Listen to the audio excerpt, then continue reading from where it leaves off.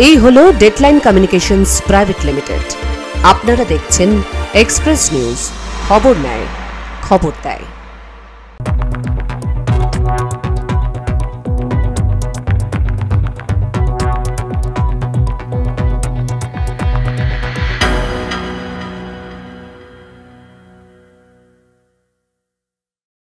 Express Bangla brought to you by Shri Ramakrishna institute of medical science. Express নিউজে আপনাদের সবাইকে স্বাগত। আমি অনুশ্রী। শুরু করছি আজকের এক্সপ্রেস বাংলা।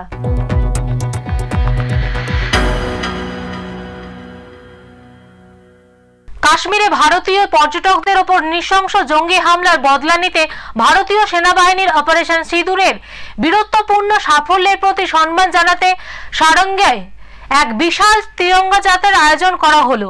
বুধবার সারেঙ্গায় জাতীয়তাবাদী জনগণের পক্ষ থেকে এই অভিনব উদ্যোগ নেওয়া হয়, যেখানে দলীয় পতাকা পরিহার করে হাতে জাতীয় পতাকা নিয়ে মিছিলে পা মেলালো সাধারণ মানুষ ও বিভিন্ন রাজনৈতিক দলের প্রতিনিধিরা, বিশেষত সারেঙ্গা ব্লকের বিজেপি নেতৃত্ব।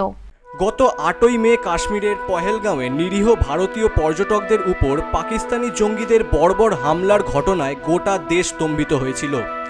এর প্রত্যুত্তরে ভারতীয় সেনাবাহিনী অপারেশন সিঁদুর নামে এক দুঃসাহসিক অভিযান চালিয়ে পাকিস্তানে একের পর এক জঙ্গি ঘাঁটি গুড়িয়ে দেয়, যা দেশ জুড়ে ব্যাপক প্রশংসা কুড়িয়েছে। সেই বীর সেনাদের আত্মত্যাগ ও শৌর্যের প্রতি শ্রদ্ধা জানাতেই সারেঙ্গার জাতীয়তাবাদী জনতা এই ত্রিরঙ্গা যাত্রার আয়োজন করেন। সারেঙ্গার গোবিন্দপুর থেকে এই যাত্রা শুরু হয় এবং সারেঙ্গার চৌরাস্তার মোড়ে এসে শেষ হয়। মিছিলে অংশগ্রহণকারীরা ভারতীয় সেনা জিন্দাবাদ, বন্দে মাতরম ধ্বনিতে আকাশ বাতাস মুখরিত করে তোলেন। এই কর্মসূচিতে রায়পুর মণ্ডল 4-এর সভাপতি সুমন ব্যানার্জি, সাধন গড়াই, সুধাংশু হাঁসদা সহ অন্যান্য বিশিষ্ট ব্যক্তিবর্গ উপস্থিত ছিলেন।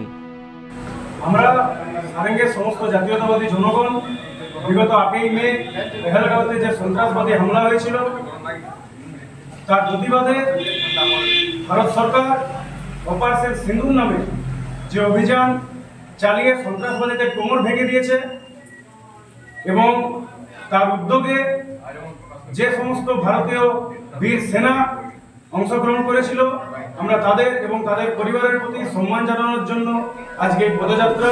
এই তিরঙ্গা যাত্রা সারেঙ্গার জাতীয়তাবাদী চেতনার এক উজ্জ্বল দৃষ্টান্ত স্থাপন করেছে।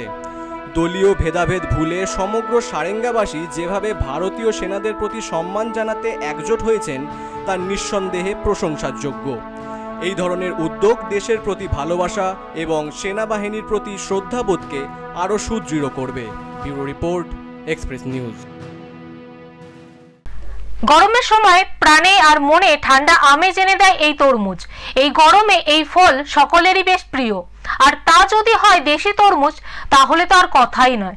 আর সেই দেশি তরমুজ চাষ করে চাষের নতুন দিশা দেখাচ্ছেন গোঘাটের বালি গ্রাম পঞ্চায়েতের এলাকার গোয়ালসারা এলাকার কৃষকরা। গোঘাটের বালি গ্রাম পঞ্চায়েত এলাকার গোয়ালসারা গ্রাম, এখানেই প্রায় 200 থেকে 250 একর জমিতে চাষ হচ্ছে তরমুজের। তার মধ্যে গোয়ালসারা গ্রামের মাঠে প্রায় 40 থেকে 50 একর জমিতে চাষ হচ্ছে দেশি তরমুজ। প্রায় 20 থেকে 25 বছর ধরে গরমের সময় মাঠে এই দেশি তরমুজ চাষ করে আসছেন এখানকার কৃষকরা। তারাই জানিয়েছেন 1 বিঘা জমিতে তরমুজ চাষ করতে খরচ হয় প্রায় 20,000 টাকা। খরচ খরচা বাদ দিয়ে বেশ ভালোই লাভ থাকে তাদের। যদিও এই বছর প্রাকৃতিক দুর্যোগের কারণে ফলন কম হয়েছে, স্বাভাবিকভাবেই তাদের লাভ একটু কম হবে বলে জানাচ্ছেন কৃষকরা। গরমের সময় অন্যান্য জায়গায় প্রধানত তিল, পাট, বাদাম চাষ হয়, কিন্তু এখানকার তরমুজ চাষিরা জানিয়েছেন ওই সমস্ত চাষের তুলনায় তরমুজ চাষে লাভ বেশি। পাশাপাশি ওই সমস্ত চাষের তুলনায় তরমুজ চাষ করতে খরচ, পরিশ্রম এবং ঝামেলাও অনেকটাই কম। ফলে তরমুজ চাষের দিকেই বেশি ঝুঁকেছেন এই এলাকার চাষিরা। এখন বর্তমানে 1 বিঘা জমিতে 20,000 টাকা খরচ হয়ে যায়। এবছর খুবই খারাপ দশা, এবছর লাভ হবে না, লস হবে। অন্য বছর লাভ হয়ে যায়, হয়তো 20,000 টাকা খরচ করে 20,000 টাকা পর্যন্ত লাভ হয়ে গেছে অন্য বছর। এবছর হবে না, লস হয়ে যাবে বছর। কলকাতাও যায়, কাঁথি যায়, বিভিন্ন জায়গায় যায়, মুর্শিদাবাদের থেকে যায়। আপনারা কি খুচরো ব্যবসা করেন নাকি পাইকারি? না, আমরা পাইকারি দিয়ে দিই, সব বিভিন্ন গাড়ি নিয়ে আসে, তারা নিয়ে চলে যায়। কতদিন লাগে এই তরমুজের ফলন পূর্ণ হতে? চাষিরা জানিয়েছেন গাছ রোপণ করার 55 থেকে 60 দিনের মাথায় গাছ থেকে ফল তুলে নেওয়ার মতো হয়ে যায়। একটি গাছে 3 বার ধরে ফল হয়। গাছ থেকে তরমুজ তোলার পর সেই সমস্ত তরমুজ পাইকারি হিসেবে বিক্রি করেন চাষিরা। শুধু কি তাই, তরমুজ গাছ থেকে তোলার পর মাঠ থেকেই গাড়ি বোঝাই করে দেশি তরমুজ চলে যায় রাজ্যের বিভিন্ন প্রান্তের কোনায় কোনায়। যেহেতু তরমুজ গ্রীষ্মকালের উপকারী ফল, তাই এই সময়টায় তরমুজের চাহিদাও থাকে বেশ ভালো। তরমুজ যখন আমরা তুলি একদিনে উঠে গেল, তো আমাদের অনেক মানে যে পরিশ্রম বা অনেক ঝামেলা, সেই জিনিসটা আমাদেরকে পোহাতে হয় না। অন্যান্য ফসলে যেমন ধরুন তিল আদায় করা বা বাদাম আদায় করা, বস্তা করা, তারপরে সেটাকে পাঠানো, আমাদের অনেক ঝামেলা থাকে বা বিক্রিরও একটা সমস্যা থাকে। সেক্ষেত্রে তরমুজের সমস্যাটা অনেক কম। কত মাসের ফসল এই তরমুজ? মোটামুটি 55 থেকে 65 দিনের ফসল। ধরুন মোটামুটি 55 দিন পর বা 60 দিন পর একটা ক্ষেপ উঠে যায়। প্রথম কাঠ উঠে যাওয়ার পর আবার ধরুন দিন 4-5 পরে আবার একটা ক্ষেপ ওঠে। এরা মোটামুটি ম্যাক্সিমাম 3 কাঠ ওঠে। এই চাষে শুধু যে কৃষকরাই লাভ করেন এমনটা নয়, যারা তরমুজ তোলার কাজ করেন তারাও কিছুটা লাভের মুখ দেখেন। তাদের মতে কুইন্টাল হিসেবে তারা এই তরমুজ তোলার কাজ করে থাকেন, আর তাতেই কম সময়ে ভালো রোজগার করেন তারা। তাদেরও দাবি এই বছর ফলন অনেক কম হয়েছে, ফলে রোজগার কম হবে কিছুটা। ওই মোটামুটি ধরুন কুইন্টাল হিসাবে তুলছি, দূরত্ব এবং কাছে এরকম একটা রেট করে তরমুজ নেওয়া হচ্ছে। পরিস্থিতি খুবই খারাপ, যে মাঠে মোটেই ফসল হয় না এবং আমাদেরও কাজ কম এবং চাষিদেরও অবস্থা খুবই খারাপ। যেখানে 4 টন করে মাল হতো সেখানে প্রায় আপনার 2 টন 1.5 টন করে মাল হয়। তবে কৃষকদের অভিযোগ, দীর্ঘ বছর ধরে গোয়ালসারা এলাকার কৃষকরা তরমুজ চাষের সঙ্গে যুক্ত থাকলেও তারা এই চাষের জন্য কোনো সরকারি অনুদান বা ঋণ পান না। তাদের আবেদন, ঋণ পেলে এই চাষ আরো বেশি করে করতে পারবেন, আর সেই দাবি নিয়েই তারা প্রশাসনের দ্বারস্থ হওয়ার পরিকল্পনা করেছেন। এখন দেখার তাদের দাবি মেনে সরকারের তরফ থেকে কোনো ব্যবস্থা গ্রহণ করা হয় কিনা। আরামবাগ থেকে পিন্টু লাগার report, express news. Bolpur Gitanjali প্রেক্ষাগৃহে এক অত্যন্ত আনন্দঘন অনুষ্ঠানের আয়োজন করা হয়েছে। মাধ্যমিক, উচ্চ মাধ্যমিক এবং মাদ্রাসা পরীক্ষায় রাজ্যের প্রথম স্থান অধিকারী কৃতী ছাত্রছাত্রীদের সম্মান জানাতে এই বিশেষ আসরের আয়োজন করা হয়। বোলপুরের গীতাঞ্জলি প্রেক্ষাগৃহে ছিল উৎসবের মেজাজ। মাধ্যমিক ও উচ্চ মাধ্যমিক পরীক্ষায় সফল হওয়া বোলপুর বিধানসভার অন্তর্গত 2570 জন কৃতী ছাত্রছাত্রীকে বর্ণাঢ্য অনুষ্ঠানে সম্মান জানানো হলো। সেই বিশেষ দিনে প্রত্যেক ছাত্রছাত্রীর হাতে তুলে দেওয়া হয় একটি করে মেমেন্টো, সম্মাননা পত্র এবং আকর্ষণীয় উপহার সামগ্রী। এই অনুষ্ঠানে উপস্থিত ছিলেন রাজ্যের একাধিক বিশিষ্ট ব্যক্তিত্ব। প্রধান অতিথি হিসেবে উপস্থিত ছিলেন রাজ্যের মাননীয় শিক্ষামন্ত্রী পার্থ বসু। তার বক্তব্যে শিক্ষার গুরুত্ব এবং এই তরুণ প্রজন্ম আগামী দিনে কি অসাধারণ কিছু করে দেখাতে পারে সেই আশাবাদী ফুটে উঠেছে। আমি এটা বলতে পারি যে তোমরা আজকে যেখানে সংগঠিত হচ্ছ, তোমরা আজকে যে তোমাদের শুভেচ্ছা জানানো হচ্ছে, এটা আমার মনে হয় বীরভূমের রবীন্দ্রনাথ যে শিশুতীর্থ কবিতা লিখেছিলেন, সেই শিশুতীর্থের আজকে সত্যিকারের একটা শিশুতীর্থের একটা সমাবেশ আজকে এখানে ঘটে যাচ্ছে। এছাড়া উপস্থিত ছিলেন পশ্চিমবঙ্গ রাজ্য গ্রামীণ উন্নয়ন পর্ষদের চেয়ারম্যান অনুব্রত মণ্ডল, ছিলেন রাজ্যের কৃষি বিপণন ও পরিকল্পনা মন্ত্রী চন্দ্রনাথ সিনহা, যিনি এই উদ্যোগের ভূয়সী প্রশংসা করেছেন। যিনি মাস্টারমশাইরা আছেন, যারা শিক্ষা দেয়, খুব ভালো করে। আমরা বীরভূম জেলায় রাজ্যে আমরা নাম করেছি। ছাত্রছাত্রীরা প্রচন্ড উৎসাহিত হবে, পড়াশোনা হয়, এদের ভালো লাগবে, সম্মান পেলে ভালো লাগবে। এটা সম্মানটা একমাত্র বীরভূমের শিক্ষাশীলই দিয়েছে রাজ্যের। গীতাঞ্জলি প্রেক্ষাগৃহ কানায় কানায় পূর্ণ ছিল অভিভাবক, শিক্ষক এবং অতিথিদের উপস্থিতিতে। কৃতী ছাত্রছাত্রীদের মুখে ছিল অনাবিল উচ্ছ্বাস, তাদের চোখে ভবিষ্যতের স্বপ্ন, আর অভিভাবকদের চোখে স্পষ্ট ছিল গর্বের অশ্রু। এই ধরনের সম্মাননা অনুষ্ঠান যে সমাজে শিক্ষা, সংস্কৃতি ও প্রেরণার বাতাবরণ তৈরি করতে কতটা গুরুত্বপূর্ণ ভূমিকা পালন করে তা আজ এখানে বোঝা গেল। বোলপুরের শিক্ষা কেন্দ্রে এটি একটি নিঃসন্দেহে উজ্জ্বল নজির হয়ে রইল। Bureau report, express news. Express বাংলাতে নিয়ে নেব একটা ছোট্ট বিরতি, ফিরে আসছি বিরতির পর।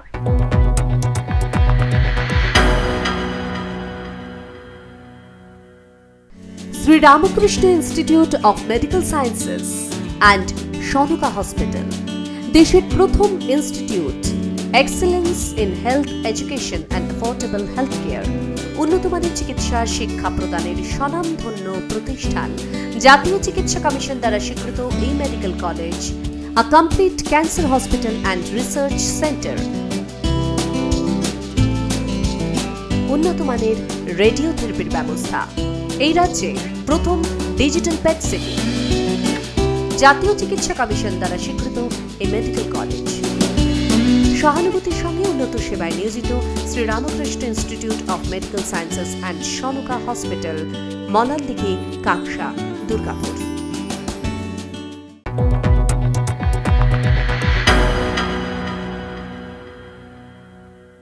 ফিরে এলাম বিরতির পর। আপনারা দেখছেন এক্সপ্রেস বাংলা।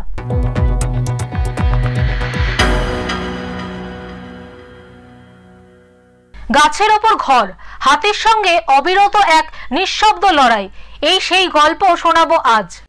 সন্ধ্যা নামতেই বদলে যায় গ্রামের চেহারা। দিনের ব্যস্ততা, জমিতে কাজ, শিশুদের কোলাহল সব থেমে যায় হঠাৎই, কারণ চারপাশে এক অজানা আতঙ্ক। রাত নামলেই যে তারা আসে, বনের দিক থেকে ধেয়ে আসে একদল অনাহুত অতিথি। তারা কাউকে চেনে না, বোঝে না ফসলের মর্ম, জানে না চাষিদের রক্ত ঘামে ভেজা মাটি মানে কি। তারা জোট বেঁধে আসা হাতির দল।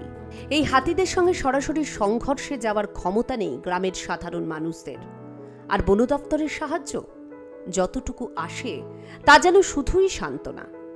বছর 15 আগের যে ক্ষতিপূরণ ছিল আজও সেই অঙ্কেই আটকে আছে, অথচ প্রতি বছর জমির ফসল যেমন বাড়ছে তেমনি বাড়ছে ক্ষতির পরিমাণ।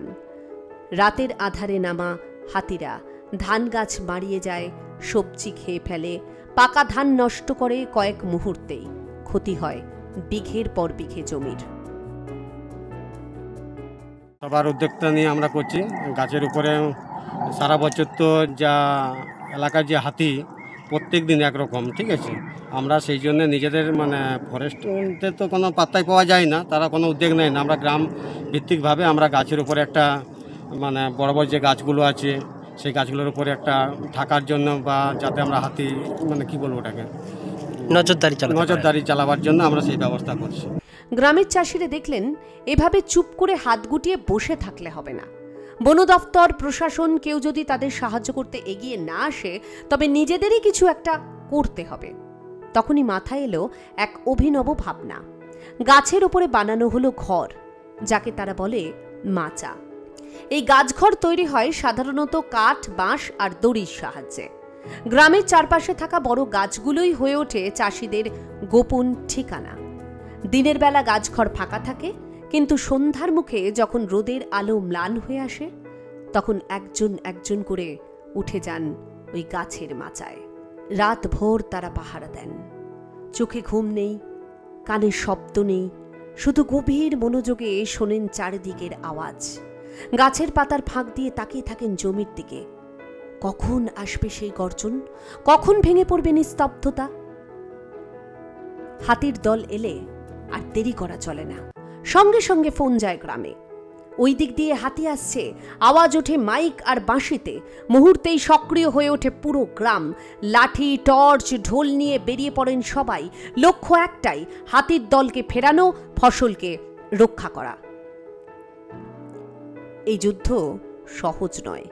কখনো হাতি ক্ষিপ্ত হয়ে ছুটে আসে, কখনো গাছের নিচে দাঁড়িয়ে চিৎকার করে, কিন্তু তবুও হাল ছাড়ে না গাছের বিনিদ্র রাত জেগে থাকা চাষিরা। গাছের ওপরে থাকা সেই ছোট ঘর বা মাচাই তখন চাষিদের প্রধান ভরসা। এটা শুধু একটা পাহারার ঘর নয়, এটা যেন তাদের অস্তিত্ব রক্ষার আশ্রয়। গ্রামের এক বৃদ্ধ জানান, মাটিতে থেকে পাহারা দিলে রাতের অন্ধকারে কখন হাতির মুখোমুখি হয়ে পড়েন, তাই তারা গাছে ওঠেন। এতে অন্তত নিজের প্রাণটা বাঁচে আর ফসলের বড় অংশ রক্ষা পায়। হাতি তাড়ানোর এই সংগ্রামে একেবারে যে ক্ষতি হয় না তা নয়, কিন্তু পরিমাণে কম। পরে সেই হিসেব পাঠানো হয় বন দপ্তরে, যদিও তারা জানেন ক্ষতির সামান্য অংশের টাকাই মিলবে তাদের। অসম লড়াই জেনেও ময়দান ছাড়েন না তারা, কারণ এই লড়াই শুধুমাত্র ফসল রক্ষার নয়, এটা নিজের ঘর, নিজের জমি, নিজের পরিশ্রম আর অস্তিত্ব রক্ষার লড়াই। আর সেই লড়াইয়ের অন্যতম প্রধান হাতিয়ার এখন গাছঘর, যা দাঁড়িয়ে আছে গ্রামের প্রতিটি চাষির সাহস, একতা আর আত্মনির্ভরতার প্রতীক হয়ে। ঝাড়গ্রাম থেকে শঙ্কর বারিকের রিপোর্ট, এক্সপ্রেস নিউজ। আলিপুরদুয়ারে প্রধানমন্ত্রীর আগমনকে কেন্দ্র করে শহর জুড়ে কড়া নিরাপত্তা ও যান চলাচল নিয়ন্ত্রণ জারি করা হয়েছে। সকাল থেকে শহরের মূল সড়কগুলিতে টোটো চলাচল নিষিদ্ধ করা হয়েছে এবং ভিআইপি গাড়ি ছাড়া অন্য কোনো যানবাহন শহরে ঢুকতে দেওয়া হচ্ছে না। আলিপুরদুয়ারে প্রধানমন্ত্রীর আগমনকে কেন্দ্র করে গোটা শহরকে নিরাপত্তার চাদরে মুড়ে ফেলা হয়েছে। যানজট এড়াতে পুলিশ সকাল 7টা থেকে সন্ধ্যা 7টা পর্যন্ত নিষেধাজ্ঞা জারি করেছে টোটো চলাচলের উপর। শহরের সমস্ত বেসরকারি স্কুল আজকের জন্য ছুটি দিয়ে দেওয়া হয়েছে। কোচবিহার, ফালাকাটা ও আলিপুরদুয়ার 1 নম্বর ব্লকের গাড়ি বাবুপাড়া বিএমসি ক্লাব মাঠ, স্বাধীন ভারত ক্লাব মাঠ ও বাঁধ রোডে পার্ক করা হবে। পাশাপাশি কুমারগ্রাম, তুফানগঞ্জ ও আলিপুরদুয়ার 2 নম্বর ব্লকে এবং নিউ আলিপুরদুয়ার থেকে আসা যে সমস্ত গাড়ি তাদেরও নির্দিষ্ট জায়গায় পার্কিং এর ব্যবস্থা করা হয়েছে প্রশাসনের তরফ থেকে। প্রধানমন্ত্রীর আগমন উপলক্ষে আলিপুরদুয়ারে এক নজিরবিহীন নিরাপত্তা ও যান চলাচল নিয়ন্ত্রণের জন্য সুব্যবস্থা লক্ষ্য করা যাচ্ছে। Bureau report, express news. Express Bangla আজকের মতো এই পর্যন্তই। চোখ রাখুন এক্সপ্রেস নিউজের পর্দায়। এক্সপ্রেস নিউজ, খবর নেয়, খবর দেয়।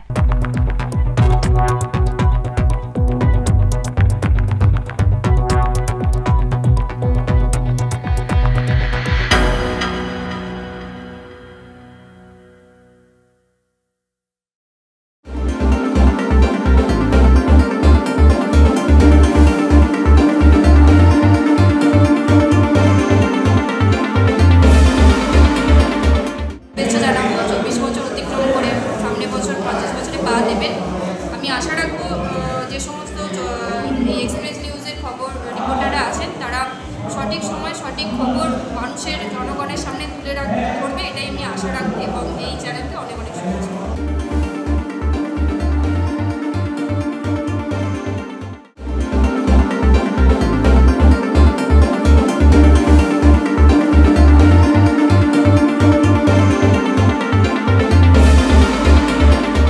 নিউজের 24 বছর হয়ে গেছে, আগামী বছর রজত জয়ন্তী আছে। তো সাংবাদিকদের মিডিয়ার একটা খুব গুরুত্বপূর্ণ রোল আমাদের সমাজে, আমাদের দেশে আছে। 4th পিলার বলা হয় আমাদের সিস্টেমের।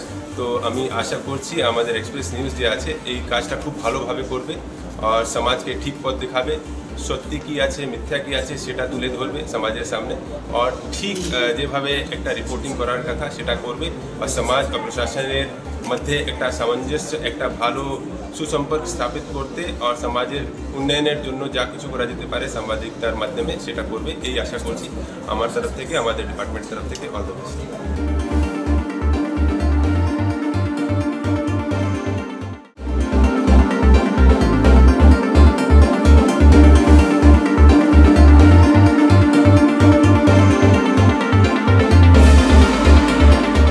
এক্সপ্রেস নিউজের 24 বছর তাদের নিশ্চিতভাবে তারা সংবাদ মাধ্যমের যে সুন্দরভাবে তারা বিভিন্ন সমাজের পিছিয়ে পড়া বহু জিনিস তারা তুলে ধরেছেন এবং সমাজের প্রকৃত যে তথ্য মানুষের কাছে তুলে ধরেছেন। তাদের এই সংবাদ পরিবেশন নিশ্চিতভাবে শান্তিপূর্ণ, কেন সারা পশ্চিমবঙ্গের মানুষকে তারা উদ্বুদ্ধ করেছে।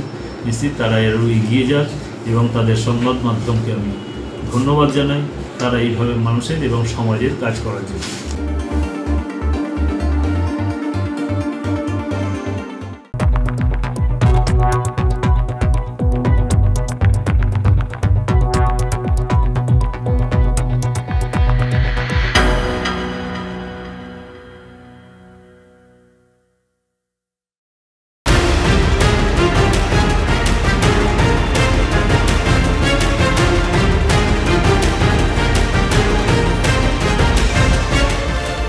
এই হলো ডেডলাইন কমিউনিকেশনস প্রাইভেট লিমিটেড।